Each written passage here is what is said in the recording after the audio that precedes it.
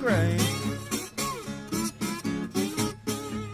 Late last night, mama, blues falling down like rain.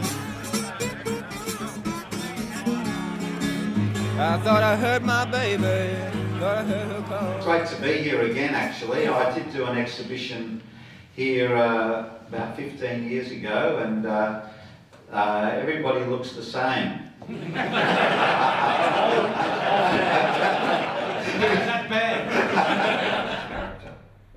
So one day, near the end of their careers, he was playing this Tom Rees, and Tom Rees played this really good shot.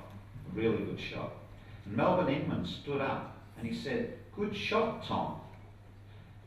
And Tom Rees, he turned around and he said, "You know, we've been playing each other for 40 years and you've never said good shot."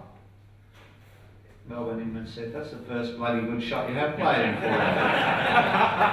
So, anyway, but he was a legend, and it's amazing that he was there, and it reminded me that I was actually, they nearly started training for Melbourne, but I broke my collarbone. There's still an opportunity there. Just pinch my line, thank you. But anyway, 30s, there were three icons in Australian sport. There was Bradman, you've heard of him, Farlap, and then there was Walter Lindrum. They were held in the same regard. And actually, when Bradman came along,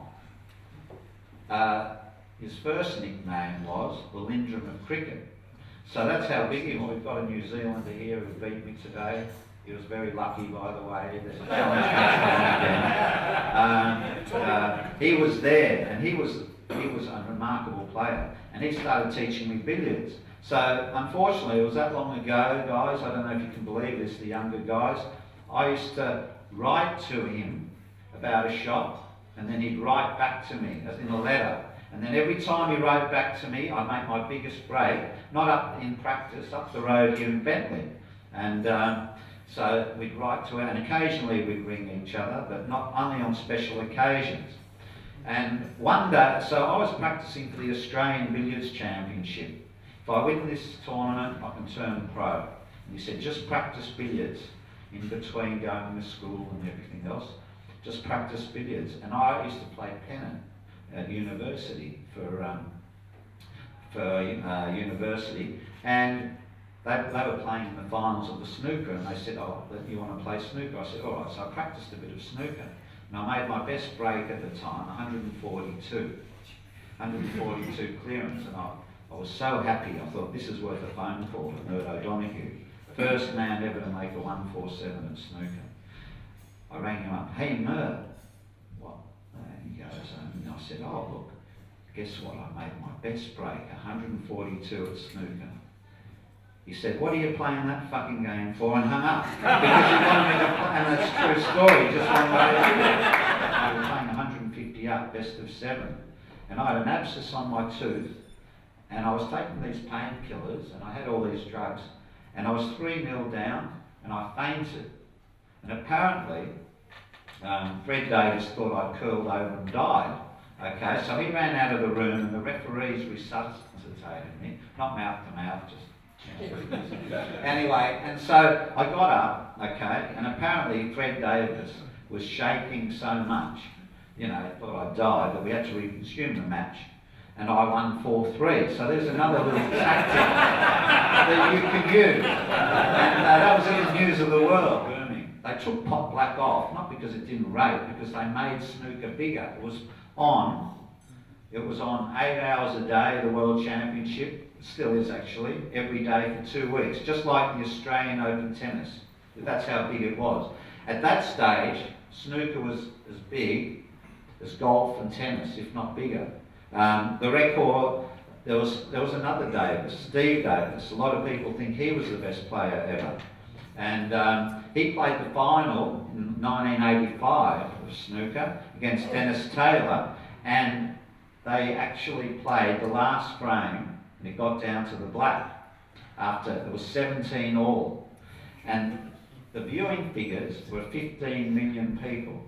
That meant that nearly, and it was after midnight, that meant that nearly every television set that was switched on in the UK was watching the snooker. That's how big it was, and that's why I really turned professional, because you know, it was the flavour of the month, and I could go to England, and luckily I could turn professional, have dreams of making a fortune. Where if you go in a pub, you could talk about professional snooker, everybody would talk to you.